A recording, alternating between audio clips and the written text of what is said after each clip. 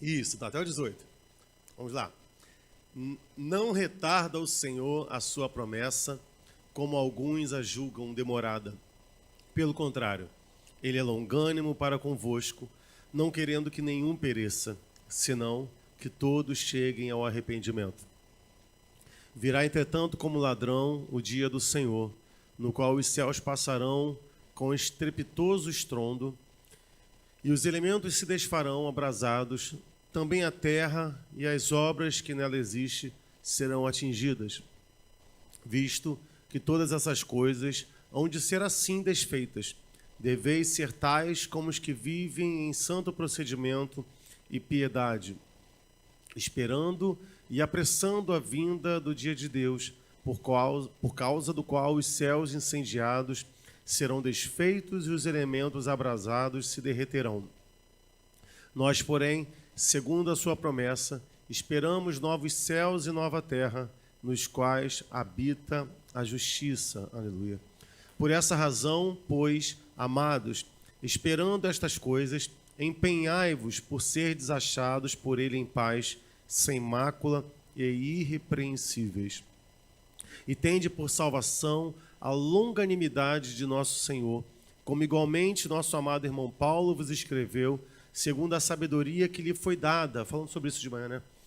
Ao falar acerca destes assuntos, como de fato costuma fazer em todas as suas epístolas, nas quais há certas coisas difíceis de entender, que os ignorantes e instáveis deturpam, como também deturpam as demais escrituras para a própria destruição deles. Vós, pois, amados, prevenidos como estáis de antemão, acautelai-vos, não suceda que, arrastados pelo erro desses insubordinados, descaiais da vossa própria firmeza. Antes, crescei na graça e no conhecimento de nosso Senhor e Salvador Jesus Cristo. A Ele seja a glória, tanto agora como no dia eterno. Vamos orar? Feche seus olhos. Senhor nosso Deus, te louvo, te agradeço pela oportunidade, Deus, de estarmos aqui falando da Tua palavra. Deus, ilumina, Pai, a minha mente, ilumina a mente da Tua igreja, para que a gente possa compreender a mensagem que Tu tens para nós nessa noite, Deus. Senhor, guia-me, Deus, pelos Teus caminhos, que não haja nada em mim, Deus, que sirva como tropeço, como empecilho, para que o Teu povo e a Tua igreja recebam a Tua palavra. Que todos, Senhor, aqui estejam com os ouvidos atentos, com os olhos direcionados para Ti, e que nós possamos sair daqui, Senhor, com os nossos corações queimando e ardendo de paixão por Ti. Em nome de Jesus. Amém e amém. Você pode sentar.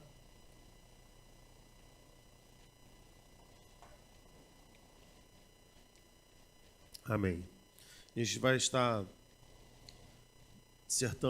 fazendo uma dissertação meio expositiva. A gente não consegue fazer uma exposição tão detalhada por conta da questão do tempo.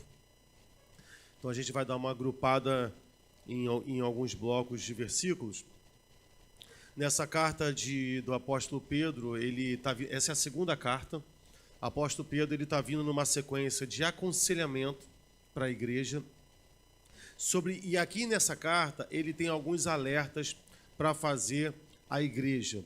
Ele está alertando a igreja em relação aos falsos mestres, aos falsos profetas. Uma vez um pastor falou assim, que às vezes eu soltava alguns textos, alguns vídeos, né? E ele falou assim, Santos, você tem que parar com isso não é função nossa, não. Eu falei, não, é função nossa. É função nossa avisar, né, os perigos que tem na caminhada do cristão. Isso é função do pastor, né? É função do pastor advertir a igreja em relação aos falsos mestres. É como se a gente soubesse que ali na esquina há muitos crimes e eu não avisasse.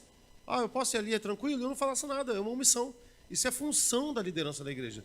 Isso é função dos pastores, dos professores. E é isso que o apóstolo Pedro ele está fazendo. Ele está advertindo os cristãos, ele está advertindo a igreja em relação a homens e líderes que estariam blasfemando contra o Senhor. A palavra blasfêmia, ela é relacionada a insulto sobre tudo aquilo que é considerado sagrado. A gente tem igrejas hoje aí que têm tratado a Bíblia de uma forma... Pode pegar, Zeca. De uma forma sem reverência. Eu vi essa semana um pastor falando assim, aí o apóstolo Pedro falou essa besteira. Alguma coisa, assim, trata a palavra de um apóstolo, sabe? É forma coloquial. Não é forma coloquial, isso é falta de reverência com a palavra de Deus. Então, as pessoas estão tratando a Bíblia assim, dessa maneira. Estão desautorizando cada vez mais a palavra do Senhor. E isso, queridos, o mundo ele vai seguir nessa vertente. Vai seguir. Por exemplo, qual é a grande discussão hoje? As pessoas querem tirar a autoridade da Bíblia, descaracterizar a palavra de Deus como palavra de Deus. Sabe aquela coisa, a Bíblia é a palavra de Deus ou contém a palavra de Deus? Sabe? E aí vão lançando coisas. Então, algumas pessoas vão dizer assim, não, Deus falou, mas só é a palavra de Deus quando Deus falou. Quando o profeta escreveu, já passou a ser a palavra do homem. E aí são muitas discussões nessa questão da interpretação bíblica. Então, hoje, por exemplo, a gente vê expoentes do Evangelho no Brasil que hoje estão trilhando caminhos difíceis, que já começam a falar que isso aqui é resultado de Constantino, que foi a Igreja Católica que escreveu a Bíblia, e que tirou um monte de livros, renegou um monte de livros. E eu fico impressionado porque eles estudaram. Eles sabem como foi árduo o processo da construção do cânon bíblico. Só que eles estão mais atrelados à necessidade de defender a sua própria visão, de defender a sua própria perspectiva. Compreende? E aí, qual é o único caminho? O único caminho é desautorizar a Bíblia. Porque a Bíblia vai ser uma pedra de tropeço em vários aspectos e direcionamentos teológicos, porque vai esbarrar na Bíblia. Vai esbarrar na Bíblia. Esse é um grande problema. Isso não está acontecendo apenas com a palavra de Deus. Isso está acontecendo em todos os aspectos do direcionamento de Deus para a sociedade, de Deus para com o homem, de Deus para com a mulher, de Deus para com a humanidade, sabe? As pessoas querem desautorizar o mandamento divino. Ora, queridos, o homem pecou, Deus foi lá e cobriu o homem por conta do seu pecado. Isso, por exemplo, é básico. Olha, Deus falou, quem te mostrou que estava nu? E o que nós vemos hoje nas ruas? Pessoas cada vez mais nuas, que vão dizer assim, não é pecado. Não, eu não preciso ter vergonha. Só que lá no Éden, Deus cobriu o homem. A nudez ela é uma vergonha para o homem, na condição de pecado. Só que a sociedade está indo, irmão, para afrontar todos os desígnios de Deus. E vai ficar cada vez mais complicado. Você precisa preparar o teu coração, porque a gente está inserido num mundo que cada vez mais vai rejeitar as orientações divinas. E a igreja vai estar aqui. Então, apóstolo Pedro vai dizer que esses mestres, eles vão trazer repentina destruição sobre eles. Eles serão destruídos. Então, o apóstolo Pedro, nessa carta, ele está encorajando a igreja a permanecer fortes na fé, nos ensinamentos que elas receberam. Sabe, a não serem influenciadas, os cristãos não serem influenciados por falsos ensinos. E aí, nessa geração que a gente está, em que mais que a gente tem na internet é influenciador, todo mundo quer influenciar alguém, todo mundo querendo influenciar alguém, e apóstolo Pedro está nos alertando, olha, não sejam influenciados. Não seja, Nicolas, não seja influenciado. A gente fala isso muito com o Nicolas lá. Não seja influenciado. Não seja. Eu falei com ele assim, mas se for para não ter amigo, eu falo para meus filhos, se for para não ter amigo na sala de aula, não tenha. Se toda a tua sala é avessa aos valores de Deus, não tenha amigos. Isso é uma das verdades do Evangelho, querido, que as pessoas não querem agarrar. As pessoas querem construir uma igreja que é legalzinho com todo mundo. é uma igreja que satisfaz e que é recebida pelo mundo. Não, não é. A igreja de Jesus Cristo não é assim. Apóstolo Paulo diz a Timóteo que todos, irmão, presta atenção, bota isso na sua mente. Todos aqueles que querem viver uma vida piedosa com Cristo padecerão perseguição. Ah, pastor, eu não acredito. Então você não acredita na Bíblia, então o cristianismo não tem sentido para você. Porque é afirme, todos aqueles que querem viver uma vida piedosa com Cristo padecerão perseguição. Crente não é amigo do mundo, meu irmão. E deixa eu te falar uma coisa para você. O mundo não é o teu amigo. Não é teu amigo. O mundo não é teu amigo. A nossa vida cristã, ela vai ser provada o tempo todo. Ontem, na reunião dos homens, o Mateus falou assim, ele estava jogando bola, e aí o cara falou que a bola bateu na mão dele. E eu estava nesse jogo, né? Aí o Mateus falou que não bateu. E ele falou que na mesma hora, quem estava aqui no culto, não, na reunião ontem, né? Na mesma hora, uma pessoa que estava de fora, ele falou assim, não, mas ele vai dizer que bateu sim porque ele é crente, ele não vai mentir. Olha isso. Questionando, colocando em xeque a vida de cristã e testemunho em pequenas coisas. Todos aqueles que vivem com o Senhor serão perseguidos. Não devemos amar este mundo. Esse mundo, querido, não nos pertence. Não pertencemos a este mundo. 1 João 2, do 15 ao 19, diz assim, não ameis o mundo, nem o que no mundo há. Se alguém ama o mundo, o amor do Pai não está nele. Porque tudo o que há no mundo, a concupiscência da carne, a concupiscência dos olhos e a soberba da vida, não é do Pai, mas do mundo. E o mundo passa e a sua concupiscência, mas aquele que faz a vontade de Deus permanece para sempre. Veja a expressão de João à igreja. Ele vai dizer assim, ó, filhinhos, já é a última hora. E como ouviste que vem o anticristo, também agora muito se tem feito anticristos. Por onde conhecemos que já é a última hora. Deixa eu falar um negócio para você, irmãos. Quando eu era criança, eu vou continuar lendo o texto. Quando eu era criança para adolescente, a gente não tinha essas distorções dentro do evangelho. Não tinha. Você tinha a presbiteriana, batista, congregacional, Assembleia de Deus, uma igreja botava calça, outra igreja era do coque, tinha irmã do coque, e era o que era. Você não via pastores translocados. Você não via escândalos dentro da igreja. Nem de um lado, nem de outro. Nem de um lado, nem de outro. Você não via. O pessoal que é antigo aí, que é velho pra caramba. Estou mentindo? Não. Você tinha um pessoal pentecostal, um pessoal tradicional, mas todos ali, irmão, com uma vida piedosa, sabe? E a igreja foi mudando a sua forma. E olha que João está dizendo. Nós sabemos que a hora é a última, porque os anticristos estão saindo de dentro da igreja. Os falsos mestres estão se manifestando. Então, quando eu falo no trabalho, quando as pessoas falam assim, não, mas essa igreja, eu falo, não, ele é um falso mestre, ele é um falso pastor, mas é necessário que ele exista.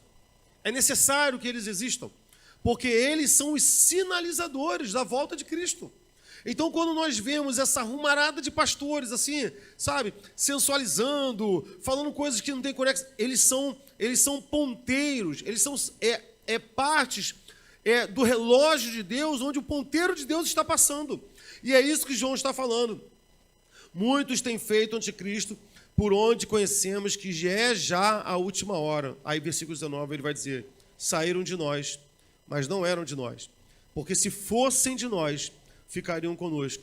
Mas isto é para que se manifestasse que não são todos de nós. João está dizendo assim, olha, eles saíram da igreja, mas eles não eram da igreja. Só que eles são um sinal de que Cristo está voltando. Igreja Batista, Graça e Verdade. Não ame o mundo. Não ame o mundo. Porque tudo que nós estamos vendo vai passar. Toda essa terra, tudo que os seus olhos podem contemplar, vai passar, irmão. Novos céus e nova terra vem chegando por aí. Não se esqueça da visão de João na ilha de Patmos. Eis que vi descer do céu, novos céus e nova terra. Não se apegue, meu irmão. Não perca tempo amando, esfolando a sua vida para conquistar coisas em uma terra que está com os seus dias contados. Está com os seus dias contados. Cresça na sua fé, espere o retorno de Cristo. E eu quero começar a fazer essa caminhada com você agora. Eu queria pedir que você mantivesse a sua Bíblia aberta em 2 Pedro 3, 9 ao 18.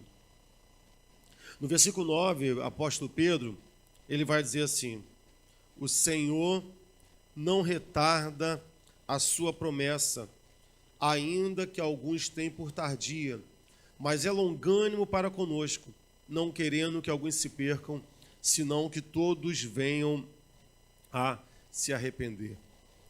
Às vezes, quando você entra em alguma postagem de internet, que alguém comenta, Jesus Cristo está voltando, algumas pessoas falam assim, mas a minha avó já falava isso. Mas não há problema da tua avó ter falado isso, porque o apóstolo Pedro também falou. E o apóstolo Pedro é bem mais velho que a tua avó. Não há problema nenhum, irmão. O que o apóstolo Pedro está dizendo é que existem muitos zombadores do Evangelho. Muitas pessoas que zombam, desde que eu sou criança que eu ouço que Jesus Cristo está voltando. Há muito tempo que eu escuto que Jesus Cristo está voltando. E veja que João está dizendo assim, olha, essa é a última hora. Nós estamos na última hora. Sabe? E aí você, pastor, mas já foram 2023 anos depois da vinda de Jesus Cristo. Porque as pessoas ignoram o que está escrito no versículo 8. A gente não leu. Mas o que está escrito no versículo 8 desse capítulo que a gente acabou de ler? Olha, não ignore o fato de que um dia para o Senhor é como 1000 anos, e 1000 anos como um dia. A gente não orbita no tempo do Senhor. A gente não consegue caminhar e compreender a noção temporal da parte do nosso Deus. Não conseguimos.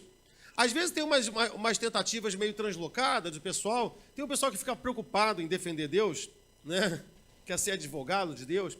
E quando as pessoas falam, não, é impossível que Deus tenha feito o mundo em 7 dias, né? E às vezes aí tem aquela discussão, né? Porque acham fóssil de milhares de anos, e aí milhares de anos aí na Bíblia essa conta não fecha.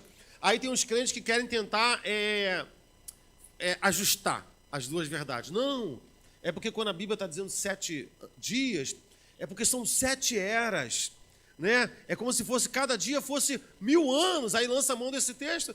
E eu acho, irmão, na boa, de uma besteirice. Porque, meu irmão, Deus fez em 7 dias porque Ele quis.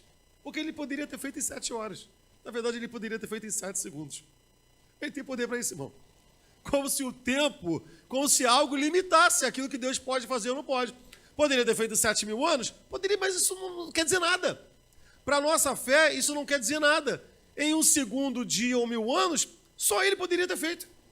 Só Ele poderia ter o poder de fazer. E a gente vive num mundo onde as pessoas estão zombando dessa verdade de que Jesus Cristo vai voltar.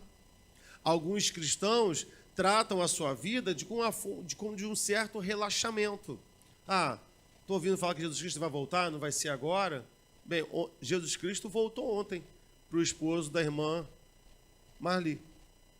Sim, Marlene, não. Voltou ontem. Voltou ontem, não, voltou ontem. Para ele já voltou. Já se apresentou diante de Deus. Para muitos dos nossos parentes aqui, Jesus Cristo já voltou. Já foram até Cristo. Já se apresentaram diante do Senhor. Não há mais nada o que fazer. E as pessoas vão tratando a sua vida de forma relaxada, de forma desleixada. Bem, Pedro vai dizer assim, olha, muitos tratam essa promessa como se fosse uma promessa tardia, como se Deus estivesse demorando. Ele vai dizer, mas na verdade o que acontece é que Deus está sendo longânimo para que todos se salvem. E aqui é uma questão complicada. Porque você pode dizer assim, pastor, mas é a eleição. Mas é a tal da eleição. Deus... É muito difícil a gente tentar compreender a questão da soberania de Deus, da eleição, que Ele chama os seus eleitos desde antes da fundação do mundo, e também com a questão do livre-arbítrio, da escolha do homem, e com o desejo de salvar. Parecem coisas paradoxais, mas a verdade é que são duas verdades que a gente não consegue processar na nossa mente. Deus elege, Deus chama, mas Ele deseja salvar. Ele deseja salvar 1 Timóteo 2, 3, versículo 4, diz que Deus, nosso Salvador, quer que todos os homens se salvam e venham ao conhecimento da verdade. Esse é o desejo de Deus. Esse é o desejo de Deus. O mesmo Deus que chama tem desejo de que a humanidade seja salva. Sabe, por mais que a ação de Deus endureça o coração de muitos homens, porque isso acontece, por mais que a morte vicária de Jesus Cristo tenha sido símbolo de escárnio e de zombaria para muitos homens e que tiveram o seu coração endurecido, Cristo não foi na cruz para endurecer o coração dos homens. Ele foi na cruz para salvar. Deus enviou o mundo. Mas no sacrifício de Cristo há condenação. Eu sei que há. João 3,18 vai dizer, todo aquele que crê será salvo, aquele que não crê já está condenado, porque é um efeito colateral. Mas a ação diretiva de Deus foi para salvar. Ele enviou o seu Filho para que todo aquele que cresce não perecesse, mas tivesse a vida eterna. Então, por mais que a gente saiba que o Evangelho do Senhor para uns é cheiro de vida e para outros é cheiro de morte, Deus não está gastando o seu tempo endurecendo o coração dos homens. A ação ativa de Deus não é de endurecer. Isso aí é um reflexo naqueles que têm o seu coração mergulhado pelo pecado, mas a ação de Deus é salvar. Veja, lá em Jerusalém, judeus, fariseus, mestres, doutores rejeitaram a Jesus Cristo. Sabe, blasfemaram contra Cristo. Disseram que Cristo curava pelo poder de Beelzebu. Muitos dali não foram chamados pelo Senhor. Falamos isso na última pregação. De pessoas que dali de povo de Israel que não eram eleitos.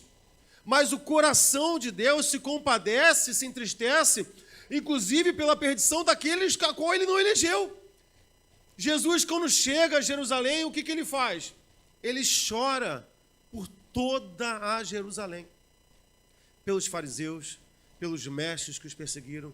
Ele chega a Jerusalém e vai dizer, Jerusalém, quantas vezes eu te chamei, quantas vezes eu quis trazer você para mim. Jerusalém matou todos os profetas que eu enviei.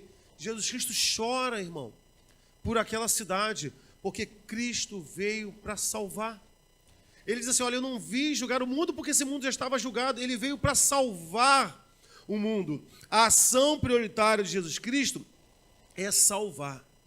Veja, eu não sei se há visitantes nossos aqui que não se decidiram por Cristo ou entregaram a sua vida, mas a questão, deixa eu tentar explicar isso na prática. Hoje a gente está pregando aqui uma palavra sobre a questão da salvação. É o ponto principal. Algumas pessoas, talvez você possa sair daqui, não, eu não quero essa palavra. Qual foi o efeito colateral? Teu coração foi endurecido, você vai para o inferno. Direito deu. É um efeito colateral, mas a mensagem é de salvação. A mensagem era para a redenção da alma. A mensagem é para resgatar o pecador. Lucas 19, 41 e 42, que está escrito do que nós acabamos de falar, a respeito do choro de Jesus Cristo. Ezequiel 33, versículo 11, diz assim, dize-lhes, vivo eu, diz o Senhor Deus, que não tenho prazer na morte do ímpio, mas em que o ímpio se converta do seu caminho e viva. Convertei-vos dos vossos maus caminhos. Pois por que razão morrereis, ó casa de Israel? Olha aqui Ezequiel, que está falando a respeito daquilo que Cristo vai chorar lá na frente. Meu irmão, me desculpa. Quando você vira para o pecador, a gente fica pasmo. Cara, por que esse cara quer ir para o inferno? Você para pensar, por que ele quer ir para o inferno? Jesus Cristo desceu, demonstrou o seu amor. E é isso que Ezequiel está falando. Qual é a razão? Qual é a razão de você não se converter a esse Deus que só demonstrou o seu amor, que se entregou para você, sabe? E aí ele vai dizer, olha, se converta agora. Entregue a sua vida a Jesus agora, para que você viva. Por que você quer morrer? Se ele é fonte de vida eterna. A única resposta que nós temos para isso é que Satanás trabalha ativamente, cegando o entendimento dos incrédulos. É por isso que a igreja precisa pregar o Evangelho. É por isso que nós precisamos trabalhar e sermos arautos do Senhor, queridos. Querido, Deus não se alegra com a morte do ímpio. Eu sei que muitos de nós, na verdade eu vou falar todos nós, somos bombardeados por sentimentos e valores satânicos. Todos nós. Todos nós. Já viu aquele vídeo que você ri pra caramba quando, que tem no YouTube, que o assaltante vai tentar levar o carro e às vezes tem um policial lá dentro e ele vai lá e dá um tiro e o assaltante morre? Aí a gente fala assim, lá vem, se ferrou. Deus lamenta essa morte. Aí você vai dizer assim, mas se tiver que chorar a mãe, que chore a mãe dele. Não, Deus não pensa assim. Deus também não quer que chore a sua mãe. Ele lamenta a morte do ímpio. Então eu não posso celebrar aquilo que Deus lamenta. Eu preciso ter a compreensão de que foi aquilo que ele cavou, de foi o caminho que ele buscou. Eu não estou tratando ele como se fosse menininho, tipo o Leonel Brizola. Lembra o Leonel Brizola? Tratava os meninos fazendo arrastão na praia. Não é isso. Não é esse viés político de coitadismo. São responsáveis pelo fim deles. São responsáveis. São culpados pelo caminho que eles buscaram. Agora, eu não posso celebrar aquilo que faz o coração de Deus sangrar. Uma alma está indo para o inferno. E tem pessoas que falam, mais um para o inferno. Que isso, cara? Isso é o avesso. Isso é o avesso da missão da igreja aqui na terra. Isso é o avesso. Pastor Sandro, mas se um bandido fosse para sua casa, você não defenderia? Se eu tivesse uma... Eu não tenho arma, né? Mas se você defenderia? Daria um tiro nele? Daria. Mataria ele? Mataria. Mas lamentaria. É uma pena que eu tive que causar a morte de alguém que foi ao inferno. Eu não posso celebrar. Consegue separar as coisas? Consegue? Tem coisas que são da dinâmica da vida. Está na marginalidade, cavou a própria morte, mas eu não posso celebrar a morte dessas pessoas. Estão sendo tragadas para o inferno. Eram filhos do Senhor. Foram pessoas que deu o dom da vida e que Satanás tragou. Continuando, versículo 10. Mas o dia do Senhor virá como o ladrão da noite, no qual os céus passarão com grande estrondo, e os elementos ardendo se desfarão, e a terra e as obras que nela há se queimarão. Havendo, pois, de perecer todas estas coisas, que pessoas vos convém serem santo trato e piedade. Apóstolo Pedro, ele está dizendo que, olha, Deus é longânimo, ele quer salvar. Por que ele não voltou ainda? Porque ele quer salvar. Porque ele está dando tempo para que mais pessoas se salvem. E no versículo 10 ele vai dizer, mas o dia do Senhor virá como ladrão. Quando ninguém espera, o Senhor virá. Quando ninguém esperar, o Senhor vai vir. As pessoas estão perdendo a seriedade dessa verdade. As pessoas não estão compreendendo como isso é sério, que o relógio de Deus não parou de funcionar. O tempo da volta de Deus continua a correr. E a cada dia que passa, mais perto estamos de ver o Senhor Jesus Cristo. Mais perto estamos de ver o Senhor Jesus Cristo. Mesmo diante do amor de Deus, o decreto do seu retorno não falhará. Deus retornará.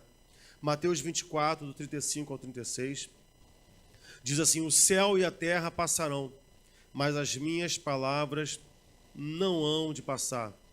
Mas daquele dia e hora ninguém sabe, nem os anjos do céu, mas unicamente meu Pai. Um grande estrondo se ouvirá no céu.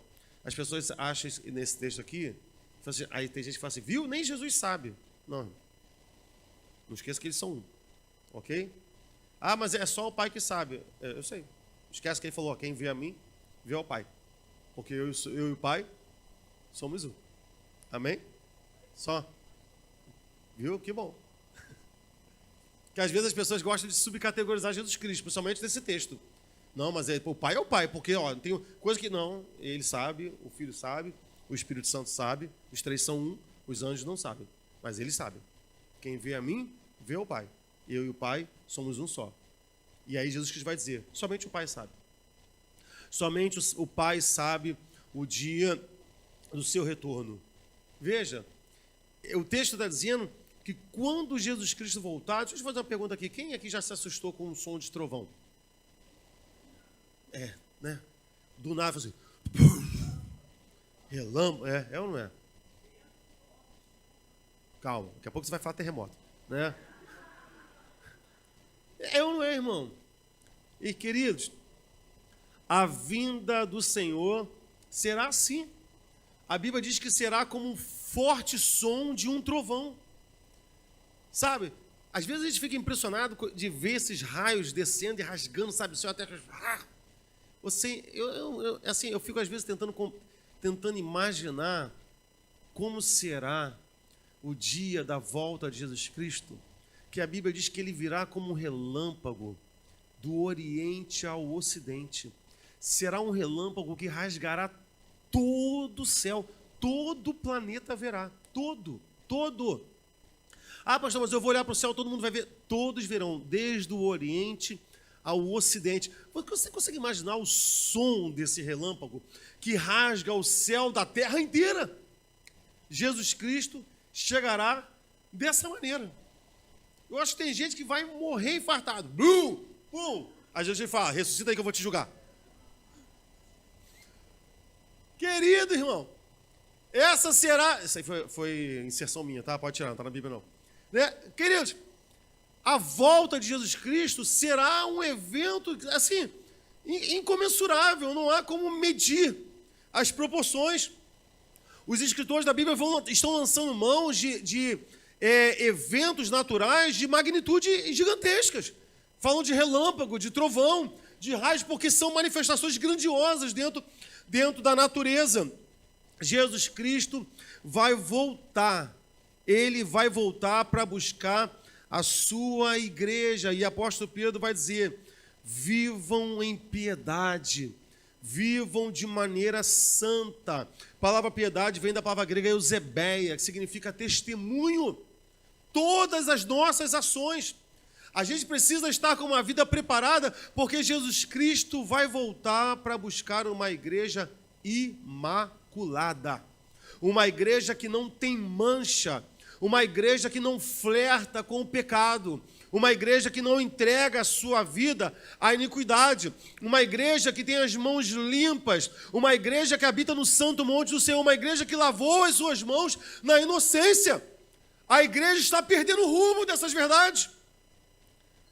Se a gente vê jovem, adolescente, crente, crento, cristão, gospel, andando como os ímpios andam, queridos. Trajando roupas que ímpios trajam. Com palavreados que os ímpios têm. Qual é a diferença? Crente que abre a boca e a boca é cheia de palavrão. Tu é crente, meu irmão. Tu é crente. Tem uma vida piedosa. Sejamos santos, irmãos. Nos esforcemos para ter uma vida correta. As pessoas falam assim, pastor, mas é que escapuliu. Aí eu vou te falar do escapuliu. Eu te falo do escapuliu, irmão. Eu vou para a Bíblia. Porque, olha, homem antigamente falava muito palavrão. Você não via muita mulher falando palavrão. Nem mulher não crente, não é? Só que acho que essa coisa do feminismo, das mulheres... Como é que dá o nome? Empoderamento. Eu vejo as minhas alunas, por exemplo, eu vejo o menino falando palavrão.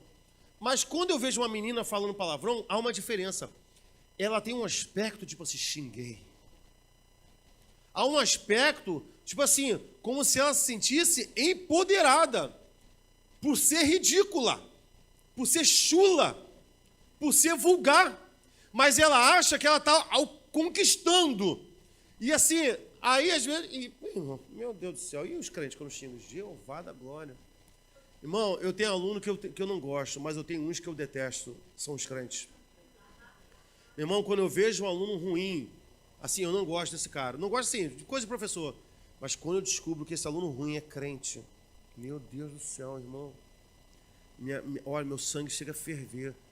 E é porque eu não posso falar, porque ali meu espaço é profissional, mas eu dá vontade de falar assim, cara, cala tua boca. Cala tua boca. Fala pra ninguém que tu é crente não, desgraçado. Fala não, meu irmão. Tu é ímpio. Tu é ímpio. O comportamento... Aí eu passei por um aluno, e eu falo isso para todos eles, né? Só que quando eu falo com os crentes, eu solto o texto, né? Aí ela soltou um palavrão, uma aluna minha do 9º ano. Aí eu falei, querida, que isso? Eu chamo de servinha. Que é servinha? Né? Que é o diminutivo de serva, né? Pequenininha. Que isso, servinha? Ela saiu sem querer. Eu falei, te entendo. Te entendo. Aí eu falo assim, imagina que isso aqui... Aí eu falei assim, segura aí. Eu falei assim, segura aí que tu já sabe que é pitomba, né? Eu falei, minha pitomba é longa, não é rápida não. Eu falei, imagina que meu braço é uma garrafa de Coca-Cola. Cheia de Coca-Cola.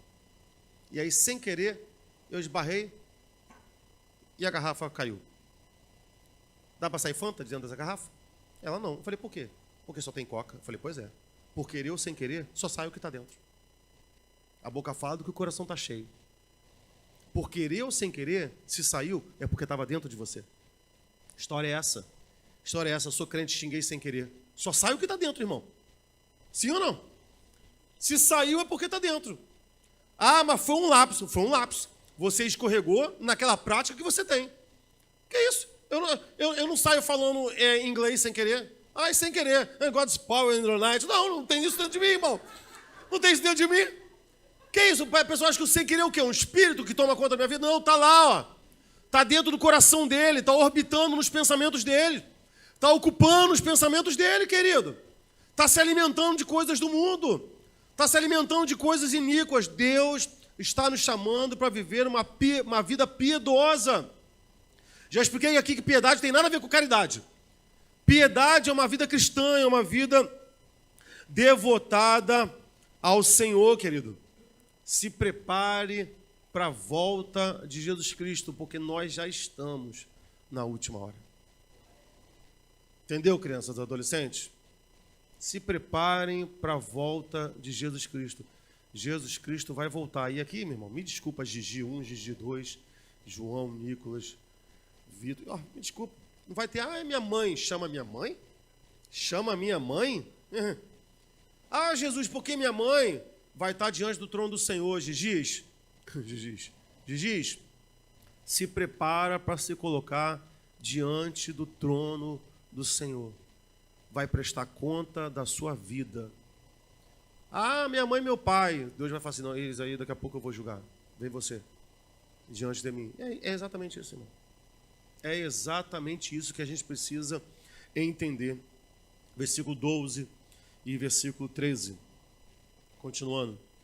Aguardando e apressando-vos para a vinda do dia de Deus. Algumas versões dizem assim, apressando a vinda de Deus. E tem gente que olha para esse texto e vai dizer assim, tá vendo? A gente precisa apressar a vinda de Deus. Tipo assim, que se eu pregar, eu acelero a volta de Deus. Não, filho, nada a ver. Tá? Apressando-vos para a vinda de Deus, em que os céus em fogo se desfarão e os elementos ardendo se fundirão. Mas nós, segundo a promessa, aguardamos novos céus e nova terra, em que habita a justiça. Por isso, amados, aguardando estas coisas, procurai que deles sejais achados imaculados e irrepreensíveis em paz. O que o apóstolo Pedro está dizendo a respeito de se apressar? Sabe quando teu pai falava assim, ó, se apressa aí porque a gente vai sair? Essa pressa não está nele, tem que estar em nós. É isso que o texto está dizendo, olha, se apressa aí, ó, se adianta porque a gente já vai sair. Então, por exemplo, eu vou sair 9 horas da manhã, são 8 horas, e eu falo assim para meus filhos, ó, vamos embora, se adianta aí que a gente vai sair. O que ele está querendo dizer? Olha, não deixe tudo para cima da última hora. Não deixa para fazer tudo na última hora, que para você vai se enrolar, tu vai esquecer alguma coisa, tu não vai pegar a chave, tu vai esquecer alguma coisa. É disso que ele está falando. Se apresse para a volta de Jesus Cristo. O que isso faz? O que isso te lembra? Qual é o texto que a gente lembra quando a gente pensa nisso? Em relação ao tempo? Em relação de não estar preparado? Das virgens, irmãos. 5 não se apressaram. 5 não se atentaram. Estavam com as suas botijas, suas lâmpadas com pouco azeite. Até que chegou alguém e gritou, o noivo vem aí. O noivo vem aí. E elas olharam para suas lâmpadas. Não, eu não tenho azeite. Eu não tenho azeite. E elas foram naquelas outras que tinham azeite e falaram, dá o seu azeite. Ela falou, não, ide aos que têm e comprai.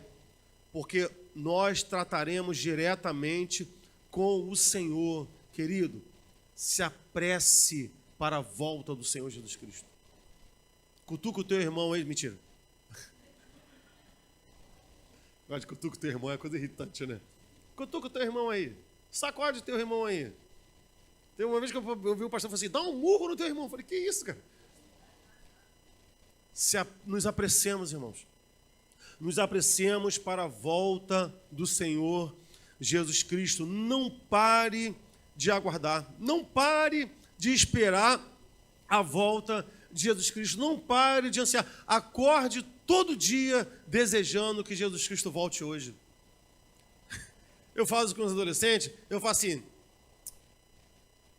cadê Yasmin? Yasmin tá aí? Ah, não, tá trabalhando, né? Eu falo com os adolescentes, pessoal de nono, acho que sexto, sétimo ano já não tem essa dimensão, não. Estão nem aí, as rolam no chão, meu Deus do céu. Passa Peppa Pig. Mas quando vai ficando adolescente assim, e eu falo assim com meus alunos crentes, você deseja a volta de Jesus Cristo? Ela, deseja. Eu falei, podia ser hoje, né? Ela, não, queria casar.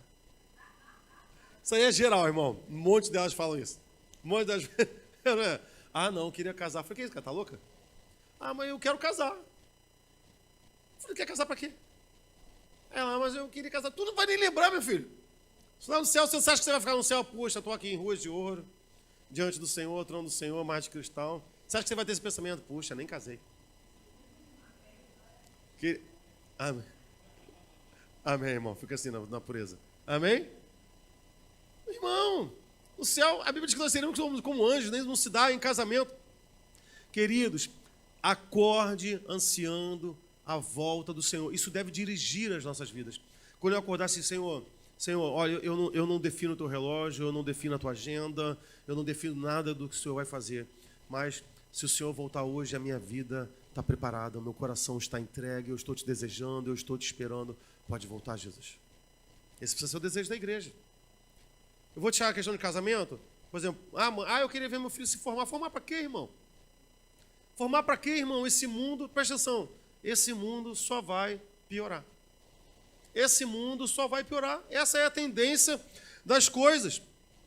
Hebreus 10, 22 e 23 diz assim, cheguemo-nos com verdadeiro coração, em inteira certeza de fé, tendo os corações purificados da má consciência e o corpo lavado com água limpa, retenhamos firmes a confissão da nossa esperança, porque fiel é o que prometeu. Se ele disse que vai voltar, olha para mim, ele vai voltar.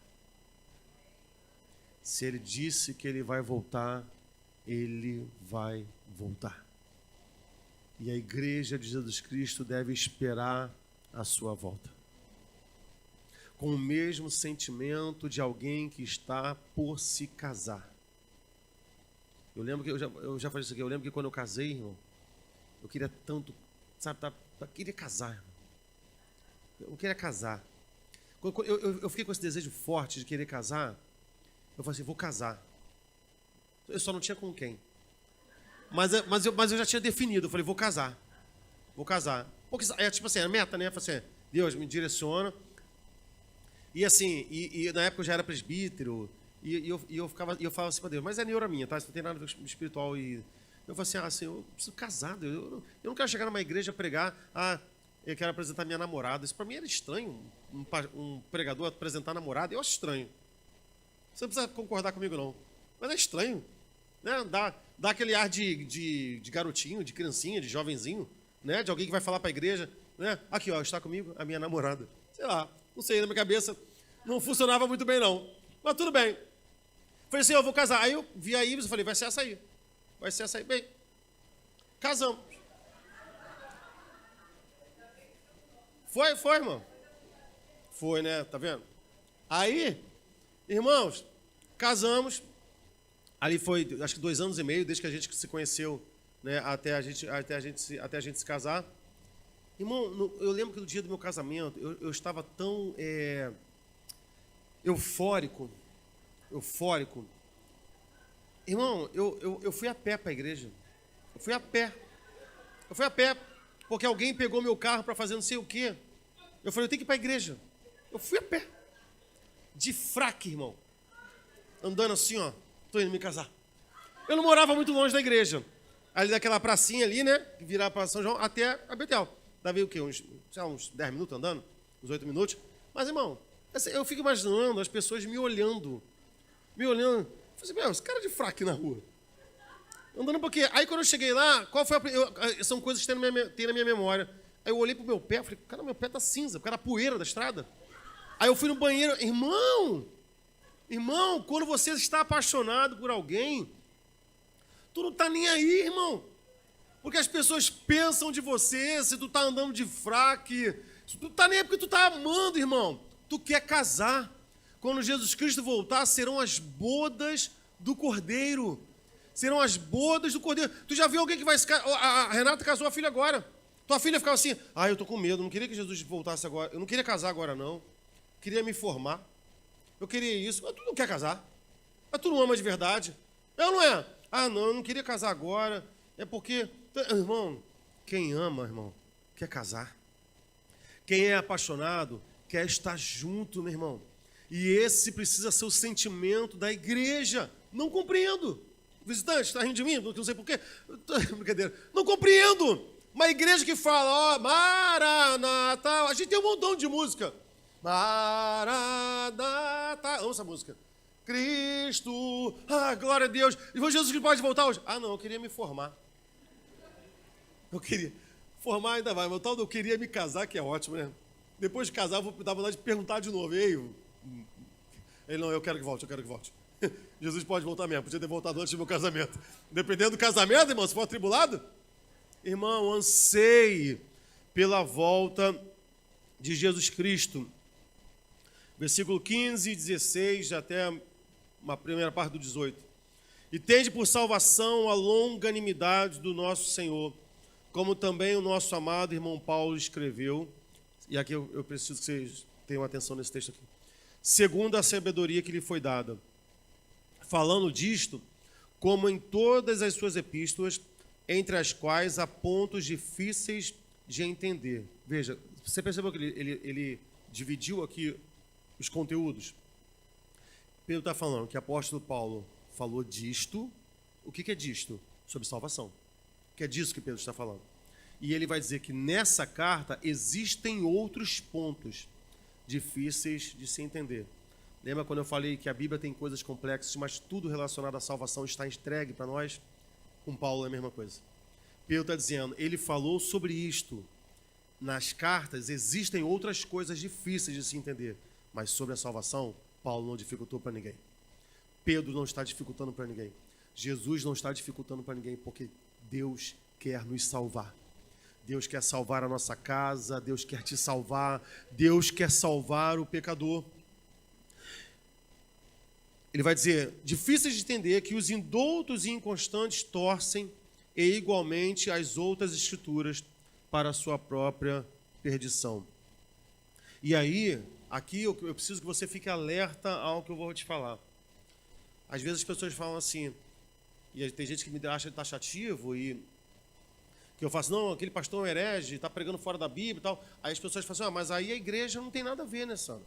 Porque é o pastor que está pregando errado. As pessoas vão ser condenadas por conta do pastor? Segue o texto. Olha aqui, olha. Indoutos inconstantes que torcem, distorcem, né, igualmente as outras escrituras, ou seja, toda a palavra, para a sua própria perdição. Então, se eu fosse pastor que estivesse distorcendo a Bíblia, o que eu estaria fazendo? Para a minha própria perdição. Há maldições relacionadas àquele que acrescenta e àquele que retira. Mas olha o que o versículo 17 diz. Vós, portanto, amados, sabendo isto de antemão, que é o que nós fazemos, de precaver a igreja, de prevenir os nossos irmãos contra esses falsos mestres, guardai-vos de que pelo engano dos homens abomináveis sejais juntamente arrebatados. Ou seja, você só tem duas opções. Quando você está dentro de uma congregação, de uma igreja, em que você identifica que aquele pastor é um falso mestre, é um falso bispo, um apóstolo da perdição. Ou você identifica e sai, ou se você não sai, é porque você foi juntamente arrebatado com ele. Porque você está indo pelo mesmo caminho do engano. Mas é ele que prega, mas é você que ouve. É você que recebe essa palavra. É você que permite que essa palavra tome conta e ocupe lugar dentro do seu coração. E com qual finalidade Pedro está dizendo isso? para que não descaiais da vossa firmeza. Quantos irmãos nossos nós vemos que esmorecem no meio da caminhada? Isso vai acontecer em todos os lugares, em todas as igrejas. Pessoas já entraram aqui em outras igrejas e agora estão no mundo, porque ouviram outras, foram flertando com o pecado, flertando com pessoas, amultuando mestres de si mesmos e decaíram da sua própria firmeza. E aí apóstolo Pedro vai dar a solução, o remédio, como eu evito isso. Ele vai dizer, olha, tome cuidado com os falsos mestres. Cuidado porque eles estão pregando para a própria perdição, mas eles vão fazer você se perder. Eles vão fazer vocês decaírem da firmeza de vocês. Sabe quando a Bíblia diz que as más conversações corrompem os bons costumes, queridos? Porque se você fica aqui e fica me ouvindo, não, irmãos, olha só, não é isso não, mas olha, se for isso, não é isso. Do início tu vai estranhar. Depois você vai tolerar. Lá na frente você está concordando. Essa é a verdade, irmão. Essa é a verdade, porque a gente é afetado, nós somos seres sociáveis. A gente vai ouvindo, e aquilo vai penetrando. Irmão, tem que ir embora. Tem que sair, irmão. Ah, pastor, fui na igreja falando de tal. Fui chamado para uma sei lá, celebração, aniversário de coral, qualquer coisa. Ah, pastor, mas o pregador estava pregando uns negócios lá, olha, uma heresia. Aí eu pergunto assim, ué, você ficou até o final? Por que você não levantou e foi embora? Aí eu fiquei com medo de ser mal educado. Ué, e ficou ali se alimentando de coisas estragadas? Que isso, querido? Levanta e vai embora. É isso que tem que se fazer. Levanta e vai embora. Versículo 18. Antes cresçam na graça e no conhecimento do nosso Senhor e Salvador Jesus Cristo. Tem que crescer na graça, irmão. Tem que crescer no conhecimento de Deus. Tem que ler a Bíblia, irmão. Tem que se guardar, irmão. Tem que se estruturar. Porque a gente vê muitos pastores aí, irmão, com uma postura de aparente piedade. Se você não tiver com a palavra de Deus dentro do seu coração escondida, você não consegue perceber. Porque é uma pregação tão bem intencionada, é uma pregação tão legal. Ele não chega ali dizendo assim, não, Jesus Cristo era um bobo. Não, não, irmão. Eles vão tecendo a pregação com a perspectiva e vão desmontando as verdades bíblicas. E você vê a igreja, glória a Deus, aleluia. Aí você fica pensando, aí você que estuda a Bíblia, que lê a Bíblia, você fica assim, meu Deus, como é que pode? Olha, irmão, me desculpa, tá? Mas assim, às vezes eu vejo pessoas que já andaram com a gente e que andam com a gente, às vezes postam assim na pregação, tipo assim, às vezes trechos, recortes de pregadores que são totalmente avessos daquilo que a gente prega. Avessos da palavra. Aí eu fico pensando assim, ué, gente, por que essa pessoa está ouvindo esse pastor? O cara é um herege. O cara é um herege. Aí a pessoa fala assim, não, mas isso aqui que ele falou é legal. Ué, é por isso que você tem que fugir dele. É por isso que você tem que fugir dele. A Bíblia diz que um pouco de fermento leveda toda a massa. Você não entraria num terreiro de bruxaria. Tu entraria enganado? Não, pô, isso aqui é terreiro de bruxaria. Você não seria enganado. Agora, os falsos mestres, por que ele engana? Porque eles mostram aparente piedade, querido. Ah, pastor, mas nem tudo que ele fala é errado. Eu sei, irmão, que nem tudo que ele fala é errado. Mas se você tiver uma caixa de 10 mil litros de água e eu jogar lá 200 ml de veneno, tu vai beber? O que é isso, irmão? Tem muito mais água do que veneno. Por que você não vai beber? Porque está tudo comendo, tá tudo envenenado. Então, até mesmo aquela pregação que ele diz que ele prega que é correta, no processo, tudo está envenenado. Porque tudo faz parte da estratégia de enganar o povo de Deus. E o versículo 18, para a gente terminar, a outra parte do versículo 18. Apóstolo Pedro vai dizer, a ele seja dada a glória, assim agora, como no dia da eternidade, e amém. Eu acho incrível, eu quero chamar o Ministério de Louvor nesse momento, não é incrível que eu vou chamar o Ministério de Louvor, não. Eu acho incrível que vários textos do apóstolo Paulo, de Pedro, eles têm a prática dessa construção, dessa doxologia final, que é um culto.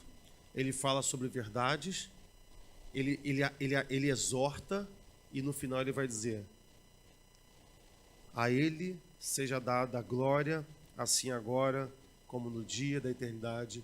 Amém. O que ele está querendo dizer? Que todo esse processo vai acontecer. Todo esse engano, toda essa confusão, toda essa luta. Mas ninguém consegue retirar a glória do Senhor. A glória de Deus permanece. Apóstolo Pedro diz assim, olha, louve ao Senhor. Louve a glória do Senhor. Esse Senhor que tem zelado por nós, que tem nos mantido firmes até aqui. Louvemos ao Senhor. E é isso que eu quero convidar a igreja a fazer nesse momento. Eu queria te convidar a ficar de pé.